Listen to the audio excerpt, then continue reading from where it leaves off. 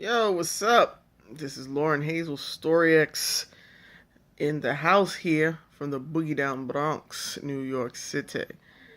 And to my wonderful subscribers on my email list who hopefully are watching this, I feel like I should give you the blow by blow since you've already read the email, or hopefully you have read it. Yo, so this thing started like what 3 days ago now. We're on day 4 of this epic back and forth Twitter beef between Talib, Kweli, and a bunch of fucking people, a bunch of other people around the net.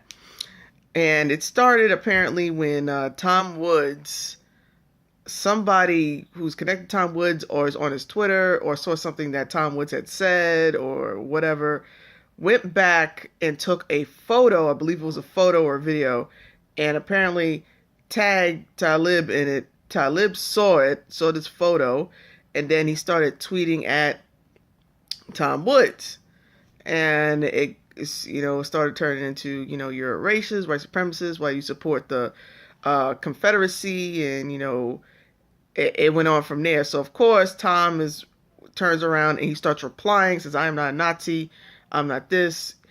And that goes on, and then of course their followers wind up jumping into this thing, which again has grown into other people going in and addressing Talib on the subject, and it has turned into a major goddamn mess. It's a mess, and if you join in now, it looks absolutely ridiculous. It was ridiculous when I heard about it happening, and I'm trying to follow the tweets to piece together like what in the hell is going on.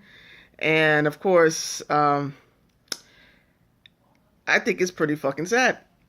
Talib Kweli's a rapper who is relatively well regarded and respected, and you're just seeing him say things to other folks who I know are Nazis. And I don't think he understands at this point that folks are just trolling him based on what he has said before. And he's just playing into the game that is actually going on at this point. And he's adding fuel to the fire. The same kind of stuff that he says that he kind of does based on a Breakfast Club interview that he did, 8 or 9, at least it was posted on YouTube 8 or 9 months ago, that he said he did on Twitter. So kind of reverse is happening to him, and I don't know if he realizes it yet or he just keeps playing on. I don't know what's going on. He's doing whatever he's doing to build up his stuff, of course. And the folks that are responding to him, at least some of the ones that I don't know about some of the others who responded, I can't say nothing about that, are doing their thing. And it's just a whole lot of mess. If anything, it's not looking too good on his side, because he actually was offered, like, hey, yo, come to the table. Let's both of you talk about this thing. He was offered with another guy he was going back and forth with, who was brought into the Tom Wood situation. He said, look, let's get on the phone. Let's chat this up, because this don't make no sense. I know I'm not this. So you express your point. People have vouched for you, and that's the crazy thing. Some of the people he's going back and forth with are people who vouch for him, saying, no, this, if you get him on the phone, get him on the table, let's have the conversation. I'm telling you, you'll find out that this is a really big misunderstanding. And he just wants to continue on with this Twitter thing, and people are eating it up and they're going back and forth with him. So I don't know how long he wants to continue doing that, but it is interesting to watch this shit go back and forth. It really is. And you got people doing everything that you would expect, the stuff that people do online. Virtual signal. I see white people coming out of the woodwork who are virtual signaling, saying, Talib, forgive this white man, forgive my white family for doing whatever. The key virtual signaling shit. They're doing it. That's what people do online. That's what people do.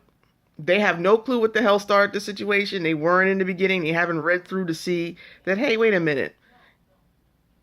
People were actually willing to have a conversation first and not just go back and forth on Twitter, and the ridiculousness that is now, what's, the situation now. Instead, they're virtual signaling. Something that happens online a lot. So if you are looking to build a business of any type, be prepared for people who will do that.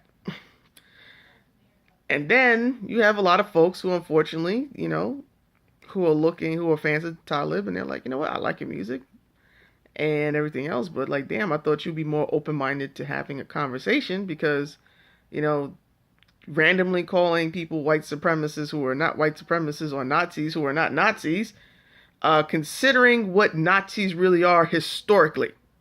And I'm very big on history. Considering Nazis historically, calling random people Nazis is an insult to all the people who actually lost their lives at the hands of real Nazis, in my opinion. That's just my personal opinion, okay? So, so I'm looking at this back and forth. I'm like, this is such a ridiculous back and forth, considering that I think if both individuals in the original conversation or original Twitter thing that started, if they actually talked, they would see, like, wait a minute, you know what? This person's not a Nazi. This person over here is just not a troll who I don't even know. And the guy, Tom Woods, didn't know who Talib Kweli was. He does, he's not a hip hop guy. He never said he was. He don't know who this guy is. This guy's just, to him, someone who randomly attacks him online. So he's like, well, I'm responding to that because, I don't know who this guy is. And so instead of a conversation that could have been had, that could have turned into something more and something positive, all we got is all this crazy ass confusion and negativity going around. And I don't know about you, but maybe you might want to limit some of the negativity in your life. One way is to do that, especially when you think you have opposing views with somebody, is maybe to have a goddamn conversation off Twitter. Twitter, you can only write so many characters and express yourself in so many ways. Having a conversation offline, especially when you are invited to the table to have a conversation with other third parties who like the both of you, and they're like, wait a minute, this shouldn't be happening, or saying, yo, let's get you two together and let's just have the conversation. I'll mediate, to get this out the way. And you're refusing, but then you're talking about, politics on interviews and things like that. Well, part of politics is coming to the table and having discussions with folks and not just randomly calling people stuff. And that goes both ways, whether you're conservative or liberal. But that's not what's happening here. What you're seeing is someone or people who are controlling the story of how this is going. And that's something that I wanted you, my list, to actually understand and witness. Now, someone's already made a lot of money off of this back and forth on tweets, okay? Because of the ridiculous that's happened. They've used this and they've talked to their list about it, sent people to the tweets, did all kinds of things, and used this to their advantage so that they can make some money. And as you know, if you're on my list, I'm all about how can we make money, grow your business so you can do whatever it is that, your heart's desire. Build wealth for your family, go on vacation, whatever the hell you want to do, right? So if you're ever stuck in these situations, the one thing you got to learn is, one, the perception. What is the perception you're giving off to other people? Two, protecting yourself and your brand, especially if you are the front-facing person of your brand and what that actually means. Three, using these situations to actually put money in your wallet or food in your family's mouths. Now, I know one person who did it. I know another person who's currently going back and forth in this craziness who is going to do it.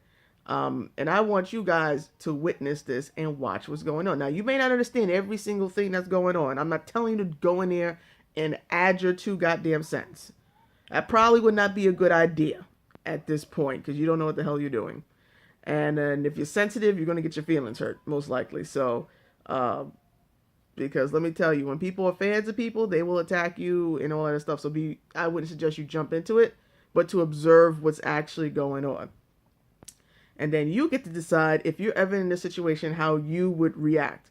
If you say something or you took a picture in a space that, you know, now is misconstrued because of other things that have happened, and now it's being used against you 5 years later or 10, 6 years later. Because trust me, folks, this is important, because people right now are getting fired over tweets from 7, 8 years ago. And don't think I disagree with that. In some cases, yeah, you should, because people should be smarter than some of the shit, right? Or if shit happens, you should have an explanation for it. And instead of people having conversations and explanations, they out here, bitching about, oh, they fired me. So fuck what? This is what it is. People have been getting fired over their behaviors outside of work, outside of their business for years. This is not a new thing. This is not a new thing. This was happening before there was Twitter. And if you know anything about Wall Street and what it was like to work in one of those banks in Lehman Brothers and Goldman Sachs and all those other places, there are plenty of goddamn books that tell you about the culture of those places and how if you weren't married or if you had marriage problems, that would affect whether or not you got promoted or landed a job. Okay? So this shit ain't new. All right? For some of you who are not as familiar. But my point being is, if you're ever in these situations, how would you react? If you got caught in a bad situation, maybe you took a picture with somebody, maybe you took a picture was taken of you while you were near something inflammatory like a Confederate flag. How do you explain that? How do you explain it? How do you explain if your name is tied to something negative? What do you do? Do you not say anything about it? Do you put it in the forefront? And if you see someone who might be a competitor or you don't know out of nothing, you see them in front of something inflammatory and you're therefore going to address it or attack them for it, are you willing to come to the table to have the conversation to see what it really is? And do you know how to leverage that conversation, if you decide to do that, into a way that's profitable for you and for them? That's something that I want you guys to think about and marinate on. All right? I'll see you next time, folks. Deuces.